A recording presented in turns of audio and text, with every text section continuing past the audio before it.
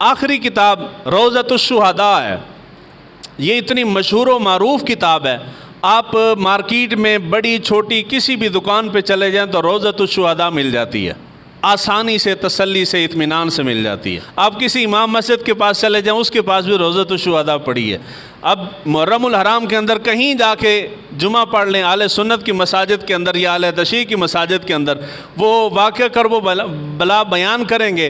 پہلے تو کتاب سامنے نہیں ہوگی، اگر سامنے ہوگی تو روضۃ الشہداء پڑھی ہوگی، اور اگر روضۃ الشہداء نہ ہوئی، کوئی اور کتاب ہوئی، تو اس کتاب کے اندر بھی سارے حوالے روضۃ الشہداء کے ہوں گے. کتاب دا نام کی ہے روضۃ الشہداء. اور جو میں نے کہا نا پیر صاحب خطاب فرما رہے تھے اور ان کے سامنے کتاب اہل تشیع کی پڑھی تھی، یہی روضۃ الشہداء پڑھی تھی. اب اندازہ کریں ہمارے اہل سنت کی جہالت کا. روضۃ الشہداء واقعہ کرب و بلا کے اوپر لکھی گئی ہے.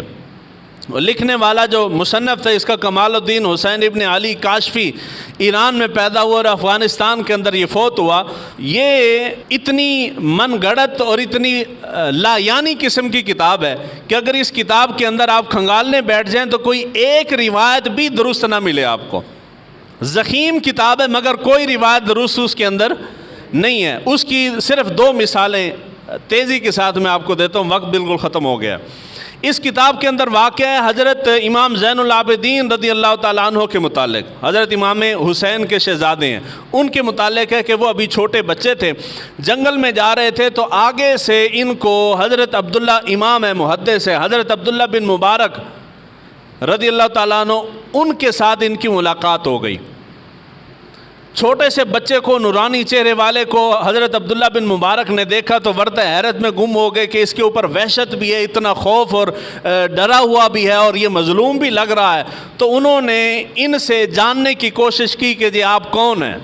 طویل واقعہ انہوں نے درج کیا ہے، بہت سارے صفحات کے اوپر ہے. اتنا لمبا واقعہ حضرت عبداللہ بن مبارک اور حضرت امام زین العابدین کی ملاقات کا واقعہ روضۃ الشہداء کے اندر بیان ہوا ہے. حالانکہ امام زین العابدین اور حضرت عبداللہ بن مبارک کا زمانہ یہ ایک نہیں ہے، اس کا اندازہ آپ یہاں سے لگائیں. حضرت امام زین العابدین کی ولادت باسعادت جو ہے وہ 38 ہجری میں ہوئی ہے، اور آپ کا وصال مبارک جو ہے 95 ہجری میں آپ اس دنیا سے وصال فرما گئے ہیں. جن سے ملاقات کرائی جا رہی ہے حضرت عبداللہ بن مبارک، وہ 118 ہجری میں پیدا ہو رہے ہیں. جس سے ملاقات ہے وہ 95 ہجری میں فوت ہو گیا ہے، اور جو ملاقات کر رہا ہے وہ 118 ہجری میں پیدا ہو رہا ہے. اور یہ جو میں نے کہا نا کہ یہ عمر کا گیپ ہے، زمانے کا گیپ ہے، یہ صرف ہماری کتابوں کے اندر نہیں، اہل تشیع نے بھی یہی لکھا ہے.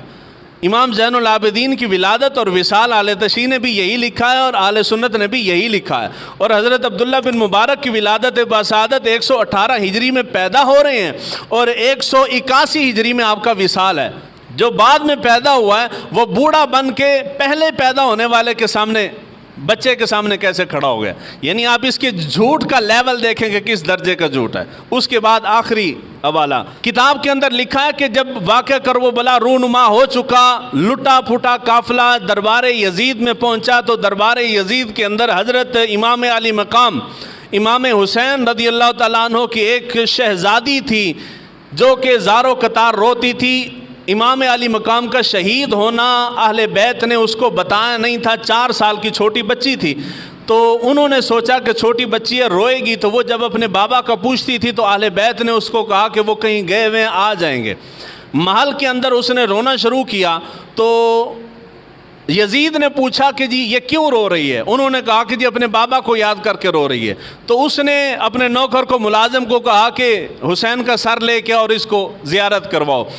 اس بچی نے اپنے والد کا سر جو ہے وہ اپنے سامنے دیکھا تو بابا کو پہچان گئی، اور پہچان کے وہ اس کو چومتی ہوئی اسی غم کے اندر دربار یزید میں فوت ہو گئی. روضۃ الشہداء کے اندر واقعہ ہے. حالانکہ حقیقت کیا ہے، اب میں آپ کو سنا رہا ہوں کہ جھوٹ کا لیول کیا ہے. اہل تشیع کی یہ جو کتاب میں نے سامنے رکھی ہے یہ آپ کو تسلی دینے کے لیے رکھی ہے. کوئی بندہ یہ نہ کہے کہ جی نہیں وہ تو اہل سنت تو اہل بیت سے محبت نہیں کرتے، تو اہل تشیع زیادہ محبت کرتے ہیں. اہل تشیع نے بھی یہی لکھا ہے، اہل سنت نے بھی یہی لکھا ہے کہ امام علی مقام امام حسین کے 4 بیٹے تھے، 2 شہزادیاں تھیں. کتنی شہزادیاں تھیں؟ 2 شہزادیاں اور 4 شہزادے. وہ 2 شہزادیاں جو تھیں، ایک حضرت فاطمہ اور ایک حضرت سکینہ، یہ 2 شہزادیاں واقعہ کرب و بلا ہونے سے پہلے امام حسن ان کے دونوں شہزادوں کے ساتھ ان دونوں کی شادیاں ہو چکی تھی. امام حسین کی دونوں شہزادیوں کی واقعہ کرب و بلا ہونے سے بہت پہلے ان دونوں کی شادیاں اور رخصتیاں ہو چکی تھیں. بعد میں واقعہ کرب و بلا بپا ہوا ہے. واقعہ کرب و بلا کے کئی عرصے بعد یہ مدینہ پاک کے اندر ہی ان کا وصال ہوا ہے. یہ نسب کے اوپر تان نہیں ہے کہ جی میرے بچے 2 ہیں، آپ تیسرا ثابت کہاں سے کر رہے ہیں. امام عالی مقام کی 2 شہزادیاں آپ کی کتابوں کے اندر بھی ہے، اور روضۃ الشہداء جس کے اندر یہ واقعہ موجود ہے، اس نے بھی جب اہل بیت کے اندر امام عالی مقام کی اولاد کے بارے میں لکھا ہے تو اس نے بھی یہی لکھا ہے کہ امام عالی مقام کی 2 شہزادیاں تھیں، مگر واقعہ بھی تیسری کے متعلق گھڑ دیا ہے. اس لیے کہتے ہیں کہ جو بندہ جھوٹ بولنے والا ہوتا ہے اس کی ایک خاص کمزوری ہوتی ہے کہ حافظہ نہیں ہوتا. جھوٹ مار کے بندہ بھول جاتا ہے کہ میں پہلے کیا آکھیا سی. پہلے بیان کیا کہ جی امام عالی مقام کی 2 شہزادی ہیں، آگے جا کے تیسری کا واقعہ گھڑ دیا ہے. یہ ہے جھوٹ کا لیول. روضۃ الشہداء اہل سنت کی کتابیں لکھی گئی واقعہ کرب و بلا کے اوپر، تو ساری کتابوں کے اندر ہماری اہل سنت کی کتابوں میں بھی حوالے روضۃ الشہداء کے ہیں.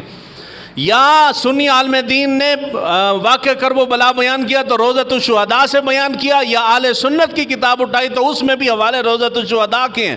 تو وہ کتاب جو ہماری ہے ہی نہیں، جس کے اندر ہے ہی جھوٹ کے پلندے. 2 مثالیں صرف سامنے رکھی ہیں، مگر اگر اسی کے اوپر بیٹھ جاؤں تو ہمارا پورا سال گزر جائے. میں آپ کو سناتا رہوں کہ کس کس لیول کے جھوٹ ہیں اس کے اندر.